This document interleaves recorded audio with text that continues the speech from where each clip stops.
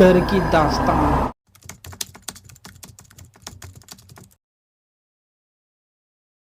रात के अब 11 बज चुके थे। भाई अब तो कोई बस मिलना मुश्किल है। अगर आज आखिरी बस ज़रा लेट छुट्टी होगी तो शायद मिल जाएगी, वरना आज की रात तो मुझे यहीं बस स्टॉप पे बितानी पड़ेगी।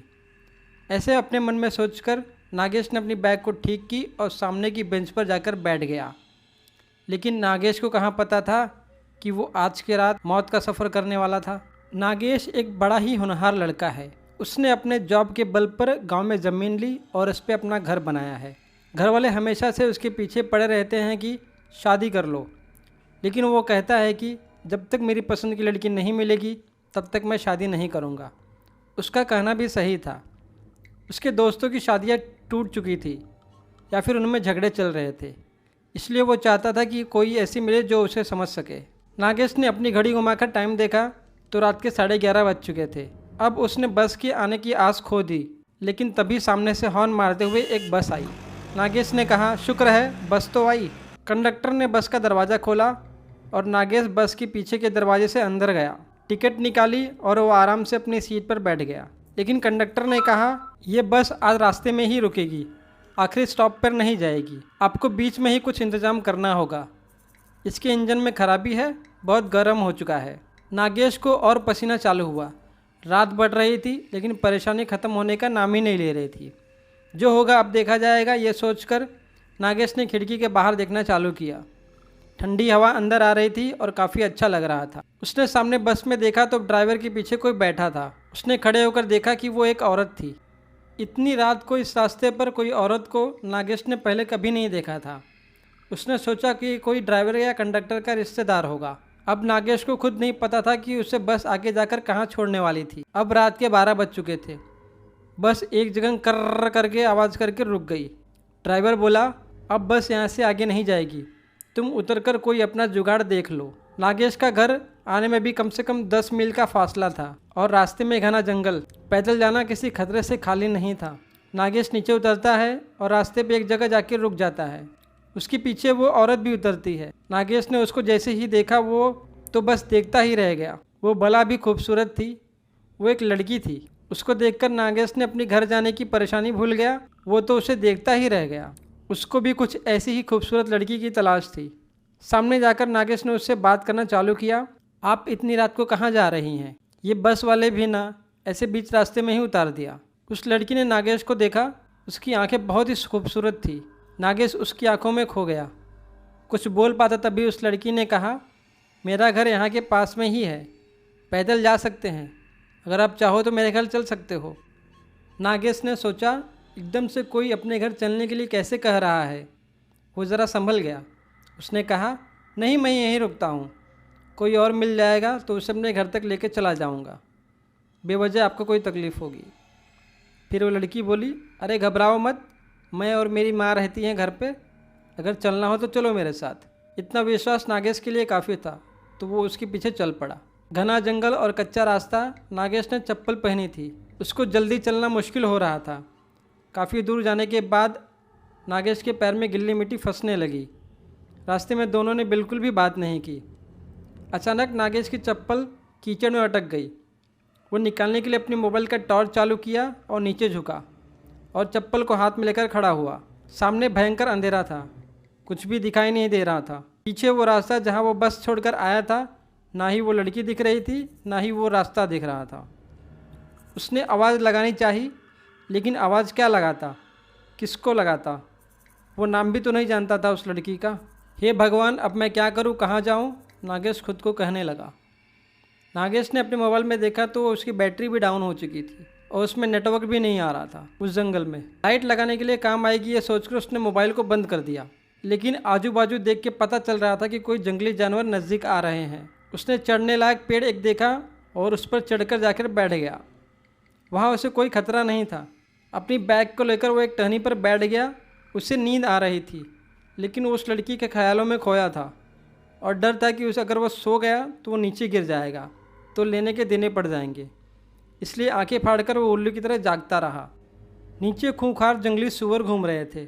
अच्छा हुआ वो ऊपर था, वरना क्या होता पता नहीं। थोड़ी देर बाद चिड़ियों की आवाज़ से समझ आ गया कि अब सुबह होने वाली है। अब उसका दर्द थोड़ा कम हुआ। थोड़ा उजाला आते ही उसने वो लड़की का घर तलाश करने के लिए निकल गया। काफ़ी दूर जाने के बाद एक घर दिखा, थोड़ा पुराना सा था। नागेश ने देखा कि अब सामने जंगल थोड़ा कम है और थोड़ा सामने जाकर देखा तो बहुत दूर कुछ और भी घर दिख रहे थे। शायद कोई गांव था। वो वापस उस घर की तरफ आया। बाहर से ही आवाज़ लगाई, कोई जवाब नहीं आया। उसने खिड़की से झांक कर देखा, दीवार पर कुछ फ़ोटो लगे थे पुराने। उसमें वो लड़की थी जो कल रात उसे मिली थी और उसने कहा था कि उसकी माँ भी यहीं रहती है, लेकिन वो तो कहीं दिखी नहीं। नागेश के मन से वो लड़की भूली नहीं जा रही थी। वो उसी घर के बाहर उसका इंतज़ार करते हुए रुक गया। तभी कुछ भेड़ बकरियाँ लेके हुए एक आदमी आया और नागेश ने उसको देखकर उसके पास जाकर एक सवाल किया, अरे भाई, तुम वो सामने वाले गांव से ही हो क्या? जंगल में सुनसान जगह पर एक आदमी देखकर बकरी वाला चौंक गया। उसने कहा, साहब आप कौन हो, यहाँ कैसे, रास्ता भूल गए क्या? नागेश ने कहा, हाँ भाई, कल रात को मैं यहाँ तक आ गया हाईवे से। यहाँ एक लड़की रहती है, मुझे उसके बारे में जानना था, क्या तुम जानते हो? बकरी वाले ने कहा, कहाँ? यहाँ इस घर में? मैंने तो कभी नहीं देखा यहाँ आते हुए। नागेश को लगा शायद ये उसे नहीं जानता होगा, इसलिए ऐसा बोल रहा है। उसके जाने के बाद नागेश वहीं रुक गया, लड़की का इंतज़ार करते रहा। बहुत भूख लग रही थी, लेकिन उस लड़की के सामने उसे कुछ और सूझ ही नहीं रहा था। शाम होने को आई। वो बकरी वाला वापस आते हुए नागेश से फिर मिलने आया और पूछा, साहब कोई आया क्या? आप बेवजह रुके हुए, यहाँ कोई नहीं रहता। नागेश सोचने लगा कि अगर यहाँ कोई नहीं रहता तो फिर वो कौन है जो फ़ोटो में है? मुझे यहाँ तक क्यों लेके आई? मुझे देखना है कि वो कौन है। कुछ देर बाद रात भी हो गई। इतनी देर में ना वो लड़की आई ना ही उसकी माँ। अब नागेश से रहा नहीं गया, लेकिन वापस जाना मुश्किल था, इसलिए उसने वहीं के एक पेड़ पर सहारा लिया और चढ़ के बैठ गया। घना अंधेरा छाने लगा। वो सामने घर दिख रहा था। नागेश अब घर से ज़रा दूर था। बाहर उल्लू आवाज़ कर रहे थे। ज़रा सी आवाज़ पर झट से गर्दन मुड़ जाती थी और खुद की सांस और धड़कनें भी नागेश को अब महसूस होने लगी थी। तभी अचानक सामने से एक सफ़ेद कपड़े में वो लड़की आते हुए दिखी। उसको देखकर नागेश को बड़ा अच्छा लगा। चलो, जिस बात के लिए वो कल से यहाँ बैठा है उससे मिलना तो हो जाएगा। वो अब पेड़ से उतरने की कोशिश ही कर रहा था, तभी उसकी नज़र उसके साथ चल रहे एक और परछाई की तरफ गई। वो एक आदमी था जो उसके पीछे पीछे चल रहा था। अब नागेश वहीं रुक गया और ऊपर से सब देखने लगा। वो लड़की ने घर के दरवाज़ा खोला और अंदर गई। उसके बाद वो आदमी जैसे ही अंदर गया, उस आदमी की चीखें गूंजने लगी। वो तड़प रहा था, चिल्ला रहा था, बचाओ बचाओ, मुझे छोड़ दो, मुझे माफ़ करो, मैंने तुम्हारा क्या बिगाड़ा है? नागेश इधर डर से काँप रहा था। नीचे उतरना वो भूल ही गया था। कुछ देर बाद उस आदमी की चीखें बंद हो गई। सब शांत हो गया। शायद वो आदमी मर चुका था, ऐसा नागेश को लगा। वो वहीं पेड़ पर बैठा हुआ सुन रहा था। नागेश सुबह का इंतज़ार करने लगा। जैसे ही सुबह हुई वो पेड़ से उतरा। दरवाजे के बाहर तक खून बह रहा था। अंदर जाकर देखने की हिम्मत नहीं थी। वो जहाँ रास्ता मिला उधर भागते हुए चला।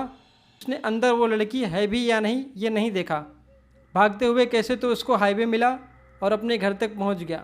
उसके साथ जो हुआ वो जैसे ही बताने जा रहा था तो उसकी ज़बान नहीं चल रही थी। बोलना तो बहुत कुछ था, लेकिन कुछ बोल नहीं पा रहा था। नागेश को दवाखाने भर्ती कराया गया और उस पर इलाज चालू किए गए। किसी को कुछ समझ नहीं आ रहा था कि उसको हुआ क्या है। डॉक्टर ने उसे पागल करार दे दिया और पागलों के लिए ट्रीटमेंट के लिए चालू कर दी। इधर जंगल में बकरी वाला आज शाम को फिर से उस घर की तरफ आया, जानबूझकर तसल्ली करने के लिए, ये देखने की कल का आदमी है या नहीं। बाहर खून बह रहा था और अंदर झांककर देखा तो भयंकर नज़ारा देखकर उसको भागना तक नसीब नहीं हुआ। वो लड़की अंदर ही थी।